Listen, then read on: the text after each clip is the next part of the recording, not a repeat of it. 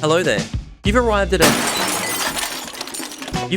part 3 of the 13-part guide series to Dark and Darker. 7 tips you should know. Sound. Where is he? It's really important in any game. Where the f did you come from? This game more so than you think. There's subtle sound cues.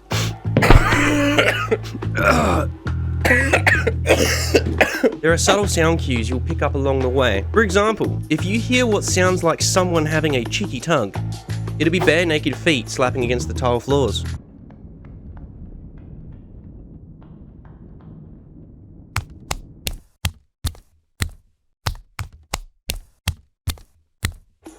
Meaning, the players you're hearing do not have boots on, armoured or leathered, giving you information they have less armour or are default gear players, as a default kit spawns in with no shoes. Inherently in any game with elements of stealth and reading audio cues to make plays, you're going to want to get comfortable with your audio settings, and particularly roll with a good headset. Otherwise, people are going to sneak up on you.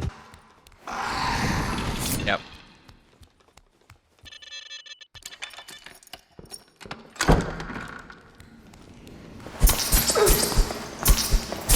Yes, I got him. Light. Oh, the darkness is your ally in this game. Regardless if you're rogue or not, go full Dark Knight at any opportunity in case you stumble on a squad. This advice probably leans towards solo players more than squad players, as they tend to make a lot more noise and have power in numbers. The idea is, in every room you traverse, turn a few lights off before you leave. The reason being is, if you run into a room full of ready-to-go players, you can plus back into that previous room and slip them through the darkness.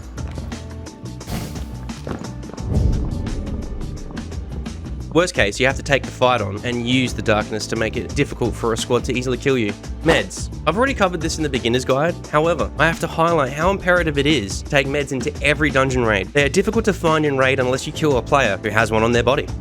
Medical supplies will get you to the finish line if you avoid PvP. You're likely to still take damage from PvE along the way, making extraction more unlikely the more you bump into skeleton archers. Reading the room. I don't mean literally reading, I mean sussing out if the rooms you've entered have been disturbed by the other players. They're very close, whoever this is. Usually there is a potential for players in the next room, if that's the case. Ah, shit, it's an archer. What was that sound? Bullets flying past me.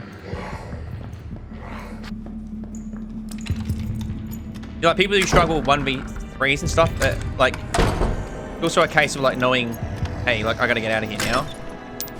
Things you look out for are empty shelves, open doors, piss stains on the floor, you know, for territorial reasons. Always work out options. Are the enemy PvE creatures hovering in the area? You could use them to place them in between you and other players. How many doors are in the room, and do they lead to dead ends into the kill zone?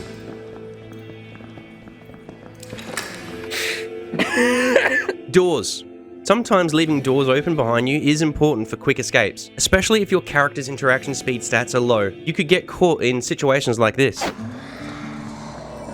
Shit.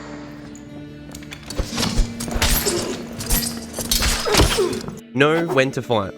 If you're not a confident solo player, or you and your buddies are in a party, and a few other squads you're watching from afar may have better gear or they appear to be better players, either try and slip away or wait until they are busy with PvE. This means the enemy squads usually kind of split up, and then you can attack them when they are vulnerable.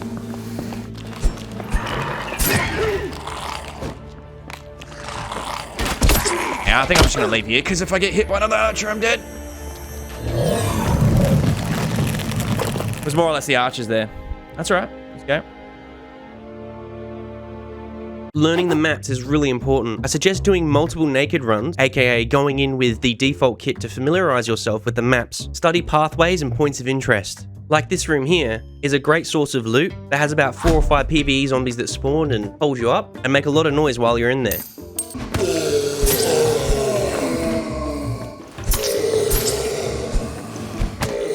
Even though there's 4 pathways out, only 2 of them lead towards the middle. Make note on the in-game minimap, the in-game traps are marked on the map as little spikes on the walls. Over time, you're going to learn the hard way where all of these are located anyway. Dude, you know, like, if this was Cycle, there'd be a debate about it for... Congratulations, you now know 7 tips you needed to know for Dark and Darker. Next up in my guide series, solo tips. I've got bills to pay and a man's gotta eat. Follow the damn channel.